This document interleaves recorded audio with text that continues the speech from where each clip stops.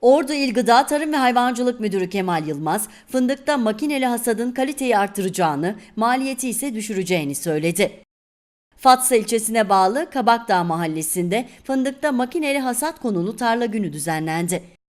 Yılmaz, bir üreticiye ait bahçede düzenlenen etkinlikte yürütülen projeler sayesinde örnek fındık bahçe sayılarının hızla arttığını, bahçelerden elde edilen gelirin dönüm başı 80 ila 90 kilogramdan 250 ila 300 kilograma kadar yükseldiğini belirtti. Kaliteli bir şekilde ürünümüzü arttırdığımız vakit bu üründen her türlü para kazanacağız. Diğer husus maliyetleri azaltmak.